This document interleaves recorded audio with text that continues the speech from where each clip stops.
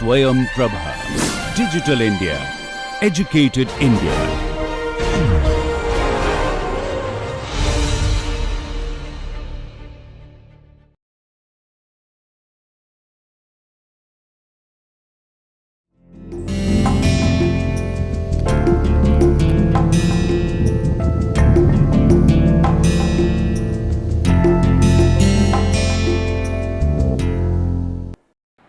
Hello and welcome to Gender and Society. This is the third lecture of the course, and today I'm going to talk about the social constructions of gender in society. So just to recap what I talked about in the last lecture, where I talked about some of the basic concepts of the biological condition of the body and how it differs from the social concept of gender, and what are the points of similarity and points of differences between the two. So we examined a couple of definitions, a couple of comparisons in that respect, and in this lecture I will walk you through some of the basic ways that we learn to socially construct gender in society and some of the ramifications, some of the repercussions of that in society. So we start with a few key questions here, starting with what do we mean when we say woman, and likewise what do we mean when we say man, and how and from where do we get these ideals.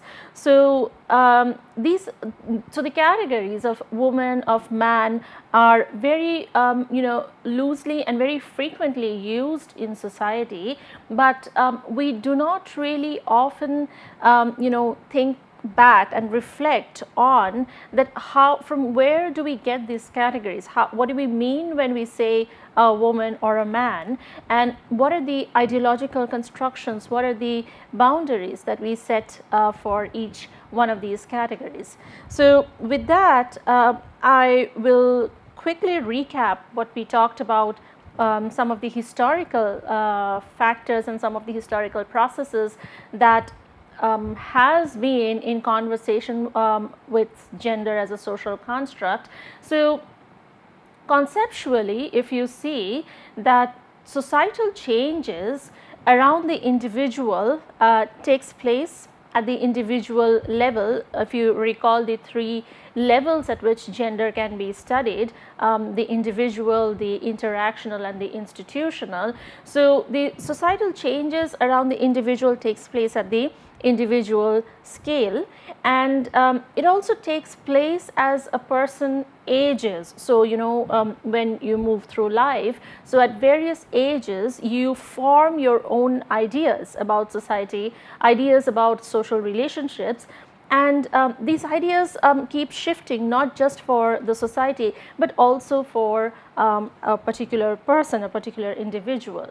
And I talked about the theoretical framework that was proposed by Thomas Lacker in the backdrop of the development in Europe between the 17th and the 19th centuries, on the model of sex and gender, that how there was a one sex model, the assumed male model, and then anything that was deviation from that model was compared to that one sex model. So the sexual differences was held to be a matter of degree, not kind.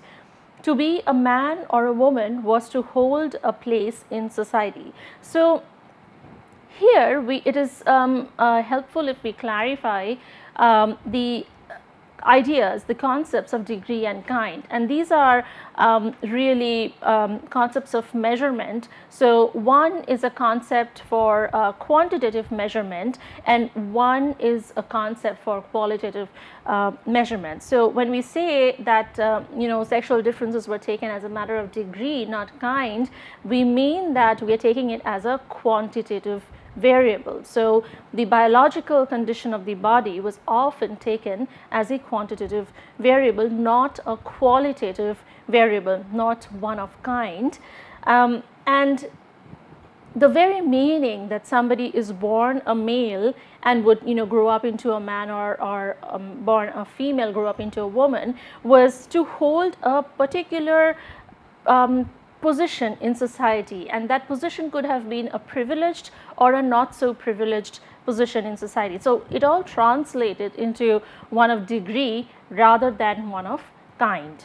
And from the one sex model to the two sex model, we see this transition that the first model was not enough, or too narrow, or too ambiguous or misleading, and therefore there was a need for a departure from that. However, the two sex model also did not solve many of the problems, issues that we see with respect to the social construction of gender.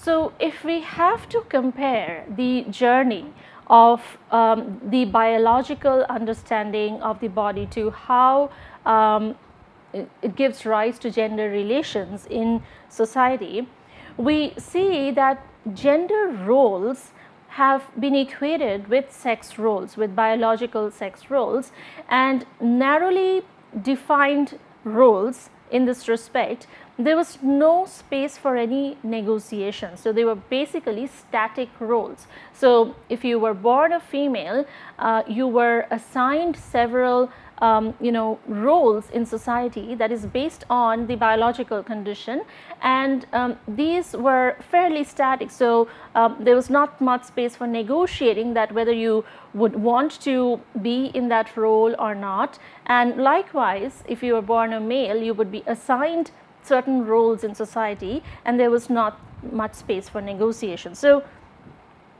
for a very long time, gender roles were actually equated with sex roles in this respect. Then there generated theories about biologically rooted and thus presumably stable differences between girls and boys, women and men. So the earliest theories that we see in this regard that try to explain the biological sex and gender in society were actually driven by the anatomical condition, and they presumed that these differences between people are fairly stable, fairly static, and not changeable. People who did not fit in these prescriptions often were viewed and or labeled as deviants. So this is what happens with categories, as I mentioned over the last two lectures, that when we have these neat categories, what happens to people when they do not identify with either of these two categories, or they don't want to fit into either of these two categories. So then there is a social arrangement of sociologically speaking of labeling such people, if they don't fit into any particular normal category, is to term them as deviants. So given the biologically driven categories, we started to become aware that there are people in society who do not fit into these given categories, and therefore were being labeled as deviants. So this structural approach was confronted by data documenting the cultural variations in sex roles, which in turn pushed theorization beyond static sex roles towards more fluid understandings of gender relations. So as I said, that such theorization was not enough to explain the holistic composition of society, and therefore gender theorization had to move forward from the static sex role theories to a more fluid understanding of gender. So in a way, scholarship started to criticize these sex role theories, not only for what they tried to explain, but also for what they did not take into account, namely the constant social interactions that produce and reproduce gender. So in a way that these earlier theories, while they were one of the first efforts, they fell short, they were not adequate enough, they were not sufficient to actually bring in a comprehensive understanding, or they did not leave enough room for negotiation for something that is as fluid as gender in society. So, some of the roots of inquiry that we see in this respect comes from feminist interventions in gender sensitive research in cultural and media studies. So, we see that, if you recall the history that I talked about, that since the 1980s onwards, we see that there was a need, there was a call for a shift in focus, a shift in research focus, and these feminist interventions actually brought in more gender sensitive research in cultural and media studies. Media actually has an important role to play in this regard. So, media representations reproduce and reinforce normal discourse. So, what we see on media and what we see people doing on media, or what we see people sharing beliefs on media, on social media, so they actually reproduce and reinforce what is understood to be the normal discourse of any given society. So, media's role in this respect is very, very important. We see that there has been a privilege offered to the masculine discourses about the world, which deemed objective, rational and unitary. So, we see that much of the discourse that has guided the sociological understanding of gender has privileged the masculine discourse, which has tended to be objective, rational and unitary. And on the similar line, when we see the feminine discourse, which is held to be subjective, irrational and fragmented. So, we see that the outcome of this negotiation has produced certain trends in discourse in society, and we see that these discourses can often be labeled as masculine and feminine, and they actually are attached with certain sets of attributes to describe them. So, here I will take the opportunity to discuss one of the emerging fields of gender studies that we see currently operative in research and scholarship, that is masculinity studies. So, again, since the 1980s, we have seen that there was more and more focus on including and emphasizing on women as research subjects in society, but that also came with an assumption that men as a category in society are the assumed category, are the generic category. But there came a time not too long ago that there was a need to talk about the idea of masculinity in society also. So, the way that masculinity is looked at, if you see definitions of masculinity, if you see research on masculinity, you would come across masculinities and masculinity. So, the term these two terms are often used in the masculinity literature. So, just to clarify here that the idea of masculinity used here is composed of many masculinities. So, there is no single version of masculinity that is there in society. There are plural versions, and so masculinity studies actually is an umbrella term for these many masculinities. Masculinity is always interpolated by cultural, historical and geographical locations. So, it is hard to talk about masculinity of any given society without talking about the cultural, historical and geographical location of a society. So, it is always talked about in the context of the socio-cultural, the historical, geographical location. So, masculinities, when it first appeared in the literature, was a challenge to the commonsensical assumption that masculinity is a standardized container fixed by biology into which all normal men are placed. So when this field was emerging in gender studies, it came with a kind of an assumption that it is again kind of a static container in which you put in all the ingredients, all the characteristic features of masculinity, and which will actually be qualifiers or symbolic markers for all normal men in society. So at this time I want you to reflect on, again going back to the key questions that we started with, is how do we understand normal in a society. So what are the given boundaries of how we define a normal man, a normal woman, and what are the characteristics of when we say that he is not normal or she is not normal or the person is not normal. So it is a reflective exercise that I want you to do over and over again, that how do we understand the idea of normal in society. And then masculinity refers to a variety and fragmentation, just like data research or literature. So again, as I said, that it's a term that is plural in itself. So it actually encapsulates within itself a variety of ideas about multiple masculinities. So this is where the terminology actually is functional.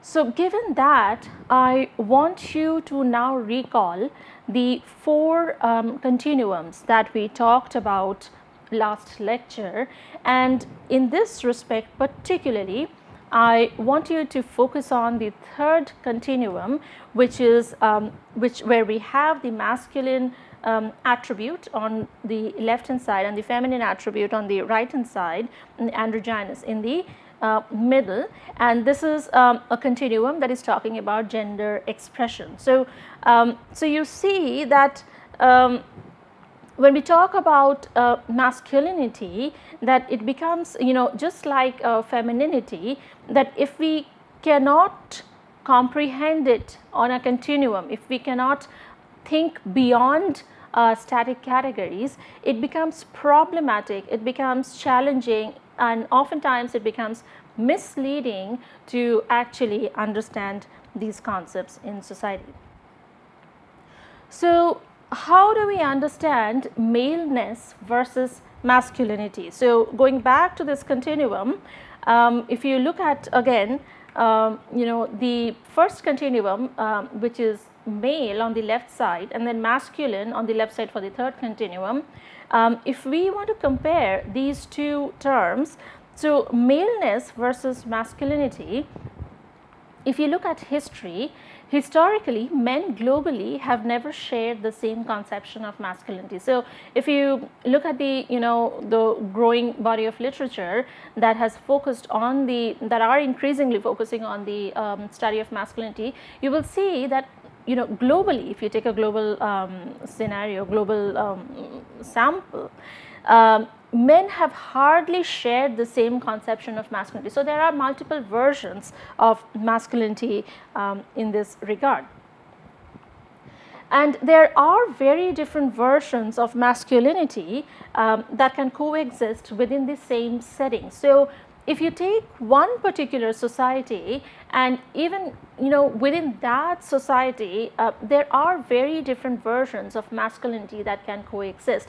So again, as a reflective question, I want to ask you, if you say, for example, take a societal setting in India, and you try to find out, you try to reflect what are the various expressions of masculinity that exist in that particular societal setting in the country. The next idea that masculinity brings is the rejection of any notion of a fixed masculine essence. So again, just like an attribute of gender, masculinity, the idea of masculinity rejects any static idea. it borrows from cultural settings and local confessions. So masculinity evolves over time and space, and it is often actually influenced or informed by local cultural practices. And finally, this is a topic I will talk about in my next lecture. I just want to introduce you to the idea of colonial masculinity, that this is a piece of study that has been very, very significant, in looking at the colonial practices in India by Mrinalini Sinha. So we will talk about that in the next lecture, but I just wanted to bring this here because I wanted to show you that there is a historical prevalence of this idea as well. So that also brings us to a point where we have these multiple questions about masculinity. So the first question that we need to ask is, what is masculinity and how is it normally understood? So this is for your exercise work that I am actually showing you this question. So make a note of the questions, and then you can actually do further readings and find out answers or possible answers to these questions. So what is masculinity and how is it normally understood? What is specifically male about masculinity? And is it the case that only men can be masculine? In what sense can a woman be masculine, if at all?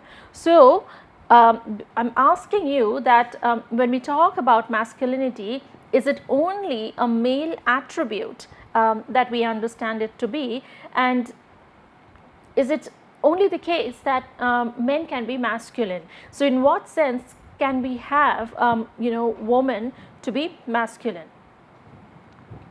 The next question is a man always the upholder of the same definition of masculinity, or does an individual's sense and expression of the masculine change as a man ages? So this goes back to the idea that I started with in this lecture, that not only do these ideas keep shifting for you, around you in society, but it changes for you over time as you move through various life stages. So is a man always the upholder of the same definition of masculinity, or does an individual's sense and expression of the masculine change as a man ages?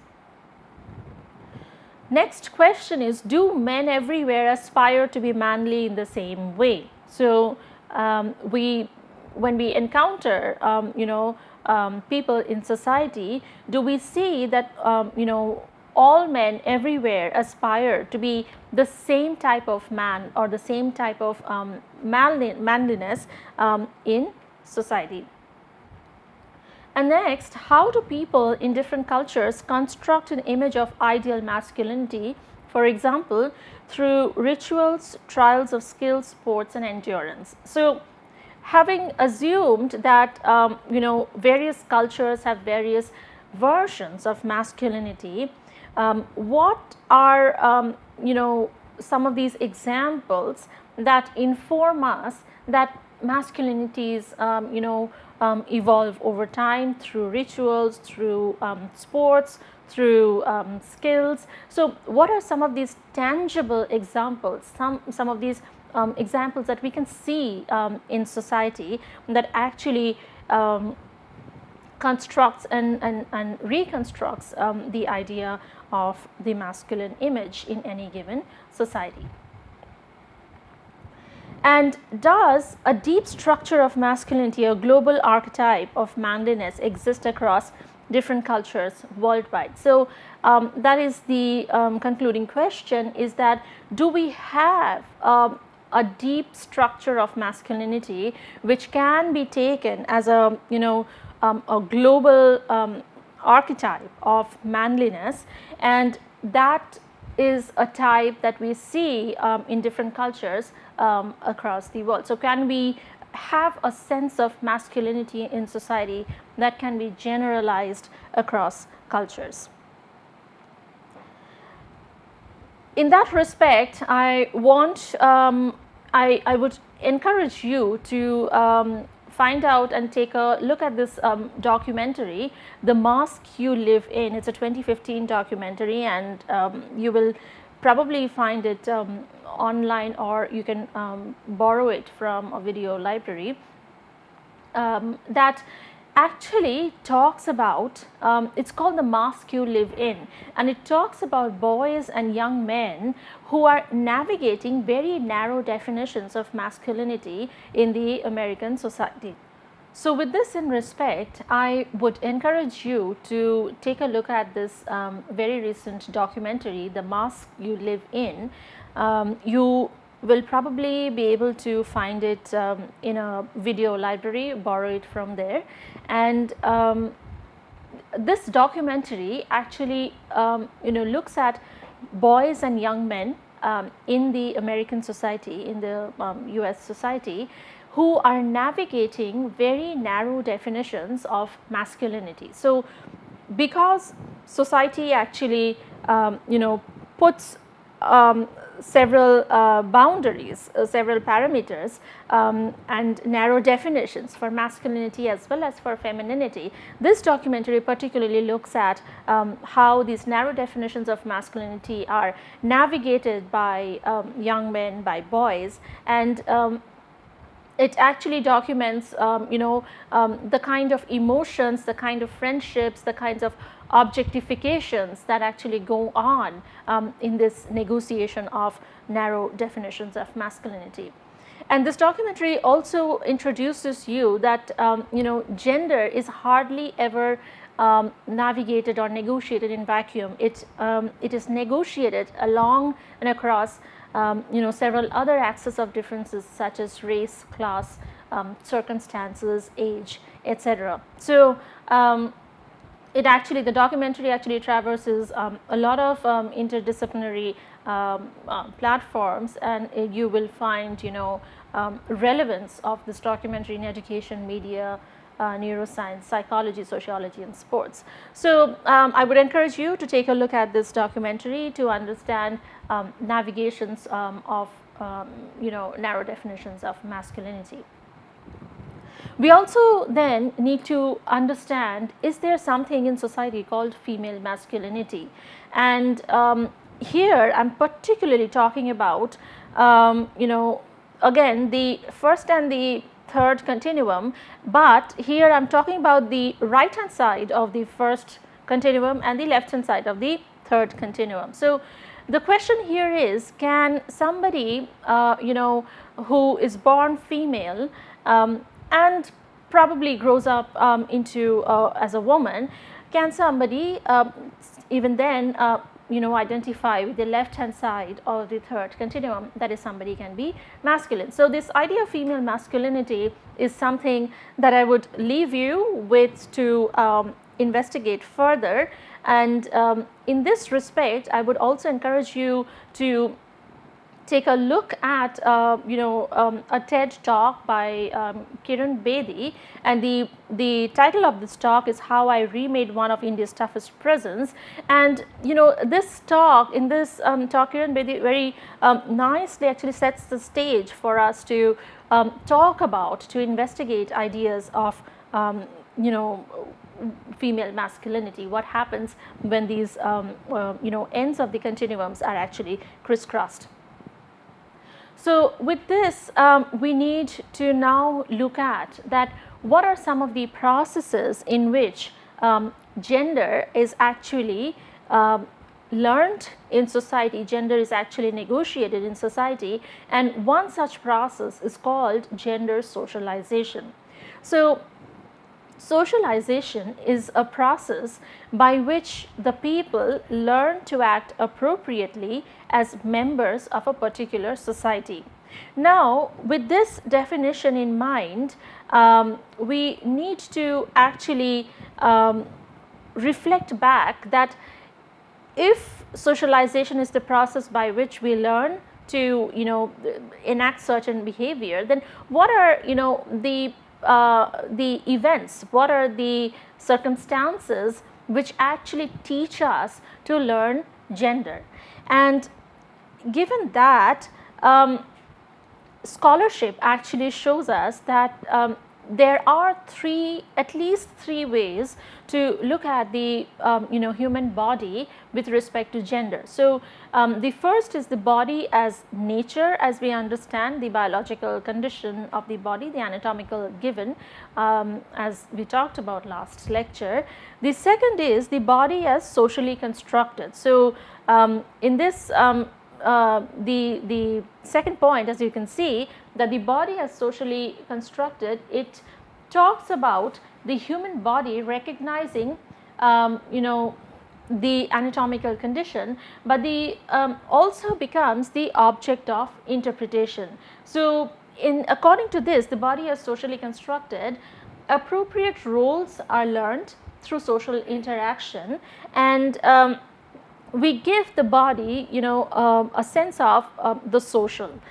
The third way, the third lens is embodiment, which is not only the natural way of looking at the human body, but also understanding it through cultural discourses such as clothing, such as accessories, such as what we term as the feminine styles, masculine styles. So, all of that actually sums up to understanding embodiment for us in society. So, these are the three possible lenses that we can adopt to look at how gender plays out with respect to the human body. So, how do we learn to do gender? So, going by the idea of gender socialization, what are some of the processes, or what are some of the again events that we start to learn gender? So, we see that babies, children and toddlers, they learn gender from their parents and family members. So, here if you reflect back that at what point of time did you learn to do gender appropriate behavior, and how did you learn to do such behavior? So, studies have shown us that the development of strong boundary work, or how we understand to be gendered boundary work, that is the boundary between boy and a girl, man and a woman, gender and clothing, habits, preferences, all of that not only comes to us with a strong boundary work, but it also comes to us at a very early age. So, we tend to develop a sense of social hierarchy. So, we tend to arrange ourselves vertically in society based on these boundary work, and several of these studies has actually shown that babies can actually identify who has done a favor to them and who has not. So, the baby's brain, a child's brain, is active enough to do these sorts of boundary work, and not just the boundary work, but also quickly recognizing that they operate in a hierarchy. And in this respect, in the respect of learning to do gender, I do want to quote one of the very significant sociologists, Simone de Beauvoir, who had explored that the distinction in her work, The Second Sex, that one is not born, but rather becomes a woman, and she quoted it in 1972, that it is a process by which that one is not actually born born as a woman, but grows up or becomes a woman. So, at the backdrop of this social learning of the behavior are two theories that are often used by psychologists, and I am borrowing from them, is to fairly understand that and these are widely used theories. The first is the social learning theory, which is actually being informed by cognitive factors, behavior and situational factors that actually sum up to contribute to a person's social learning. And the other theory of psychology that I am borrowing from is the cognitive development theory, where it is seen that infants are information seekers. So, they watch, imitate and try out things, and there is a need to understand causes children to want to learn about gender. So, they are curious, and because they are curious, they want to learn about gender. And by the time that children attain the age of 6 or 7, they understand the constancy, the static nature of the anatomical condition of their body, and they adopt for themselves an idea that is often termed as a gender constancy. And this actually was came out as a very, very important study in the National Geographic magazine, where so I have posted a link here for their news article and for video. They actually have documented views from children of all of the age of 9 years from across the world. And I would encourage you to go and take a look at this video that it's called, in their words, how children are affected by gender issues. So National Geographic actually gives us this platform, very important platform, to understand that these gender practices, gender ideals, gender boundaries are learnt at a very young age, as young as 9 years of age. And this documentary actually gives us a very nice idea of how it happens, not just in any given society, but across cultures across the world. So with that, I am going to now talk briefly about some of the theories that have come up over the years for gender. And if you see that the classical theories, the effects of culturally defined masculinity on shaping the structures and processes were largely unrecognized, as something that I've talked a little while ago. And these studies have shown that males were infrequently examined in terms of gender, and male-dominated social structures, institutions were implicitly defined as if they were gender neutral. So the idea of men as an assumed category existed until recently. And then we find that scholarship has also invested a lot on something that is understood to be the woman's question, and that is where we start to see that how at first women were not focused on as research subjects, and then we see the gradual adding women and stir approach, and then the gradual shift in focus to understand women's questions in society. So you will see that some of these classical theories, such as the biological approach that I talked about previously, were actually adopted by several of these classical sociologists, and then gender as an inequitable but peripheral approach, as we see in the Marxist approach, that is not quite focused on, it remained in the periphery. Gender as a central concept we see, but then in this idea we see that it was primarily talking about the sex roles, and not particularly about gender. And then we see the feminist social thought that emerged in recent times. So these are in a nutshell, very briefly, some of the classical ways, some of the classical theories that have been proposed to look at gender.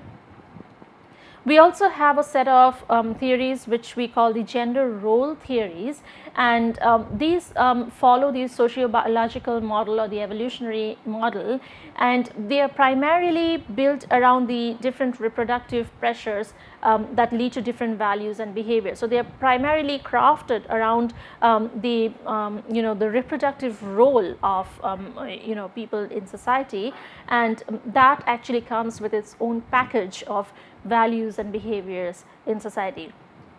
And we also have something called a socio-cultural model, which is the psychological differences between men and women that are socially constructed. So this these two ideas actually let us know the gender role theories.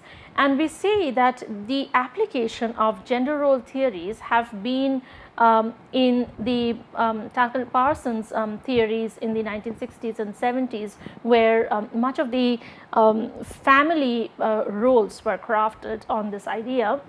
We see women's roles in conflict between domestic and employment roles. So again, we are talking about the homemaker breadwinner model, that the homemaker model is exclusively for females and the breadwinner model is exclusively for males, and we see that several of these roles came in conflict between the domestic and the employment roles. We see that role conflicts were avoided for men because normative expectations specify priority for employment over family obligations. So we see, again, to extend the conversation of the homemaker and the breadwinner model, that these role conflicts were not affecting or were avoided for men because of these normative expectations. Some of these major roles that gender actually influenced was family, kinship, employment, domestic, community, students. So, all the roles that a person possibly can play in society have been and continue to be influenced by gender roles.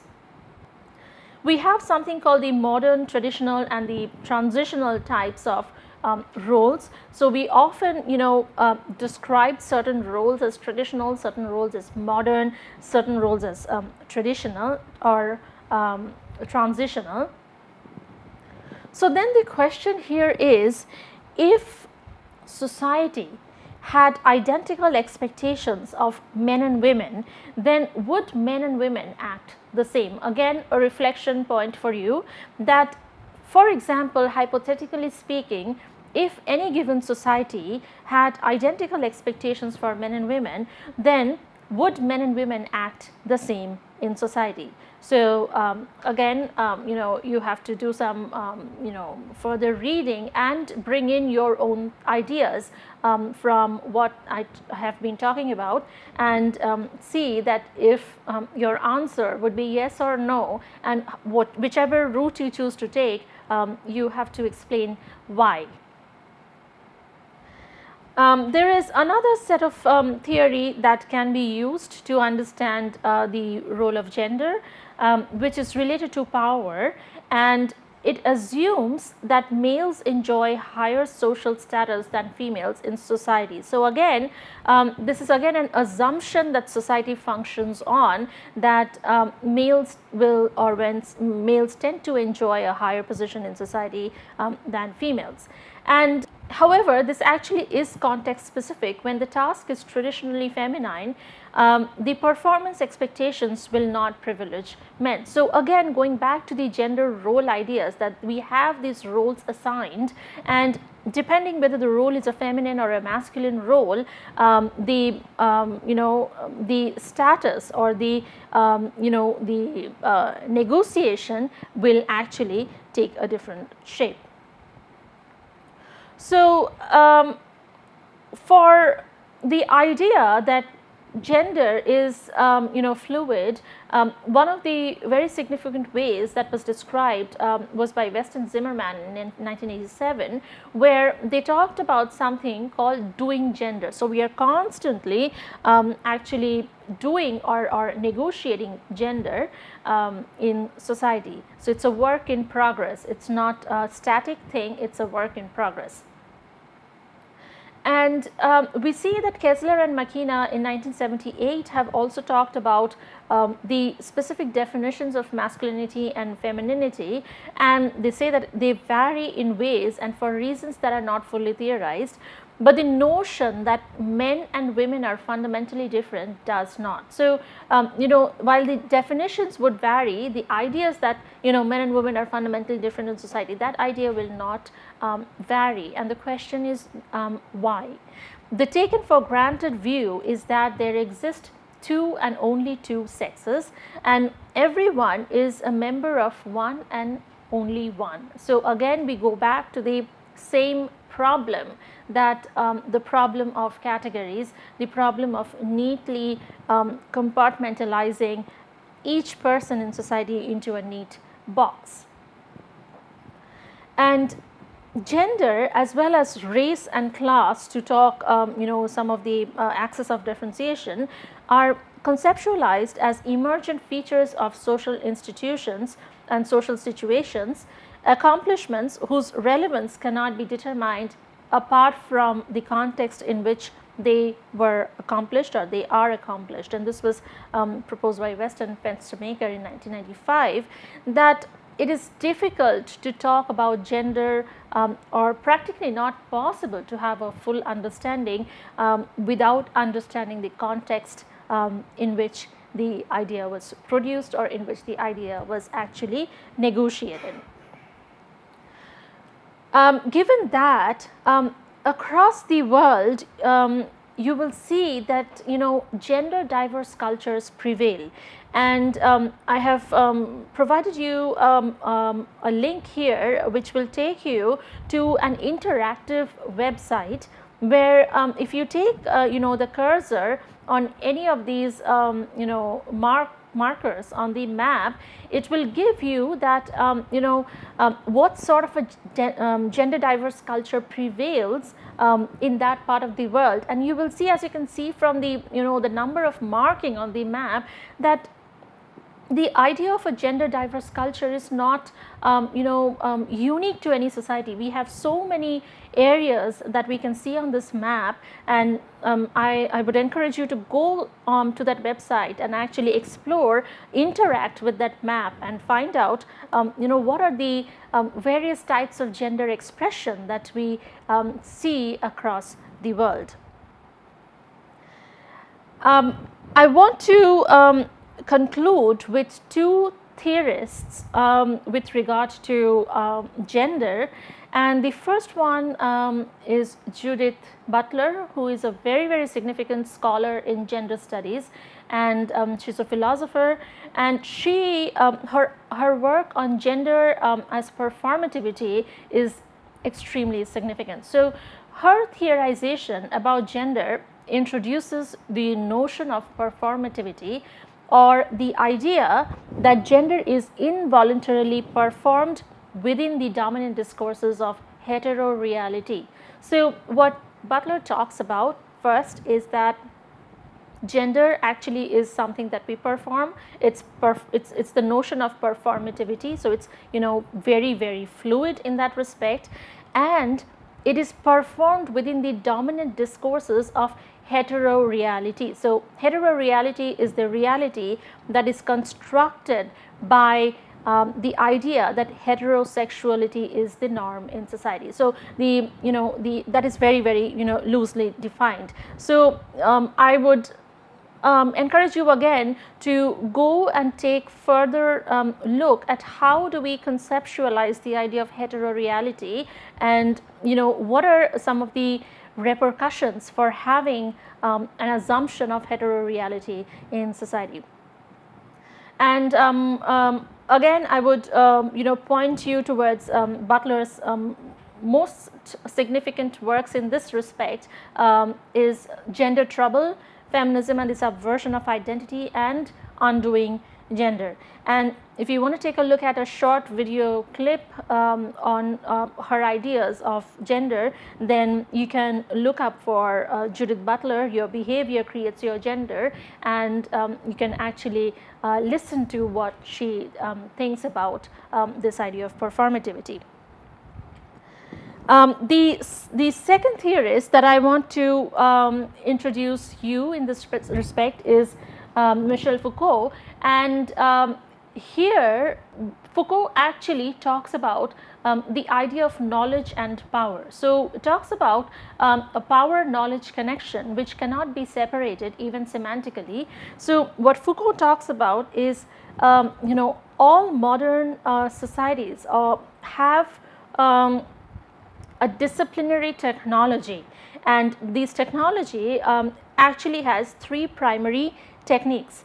The first one is a hierarchical observation or the gaze, which leads to a judgment of normality or morality, and then finally the examination. So it's a three-step process by which a society can actually implement a disciplinary strategy in functioning in society. And his idea, Foucault's idea, actually is very, very popular when we talk of the panopticon, which is a model that he proposed. He derived from Jeremy Bentham's idea of the panopticon, and he actually modeled it on it's an architectural principle to design prisons.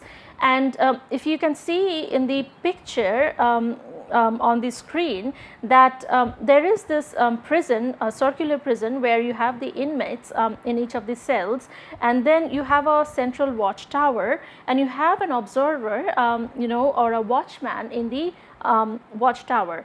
Now the thing with this model is this person, this watchman or watch person, can actually see all the people in all the cells, but no one can actually see him. So, you know, you can see that you know, this model actually can be translated to several models that we have in society, where we are constantly you know, under a surveillance, under a gaze, and we do not always know that who is observing us. So here I want you to do an exercise. How does the panopticon translate to reality, especially with regard to gender? So when we talk about, you know, gender behavior, gender expression, gender roles, do we find you know, resemblance of how we behave in society in terms of gender? Do we find resemblance with the panopticon model, and if yes, then how, and if no, then why? So I want you to reflect on this question. And bringing it to the close, I would bring in the three questions that I started with, that what do we mean when we say woman, what do we mean when we say man, and how and from where do we get these ideals? So keeping these questions in mind, I want you to reflect on that: is gender natural? Is it something that naturally, you know, happens to us? And do we need to insist that people are either feminine or masculine? So you know, does it always have to be that we insist that any given person, any particular person actually fit in either the feminine category or the masculine category? So if you are interested for further reading in this respect, you can look up Mary Holmes' Gender and Everyday Life. And in the next lecture, I will talk about the historical and the theoretical premises of gender. But before that, I do want that you know, you look up the questions and the documentaries that I mentioned in this lecture, just to you know, help you understand the next lectures better. Thank you.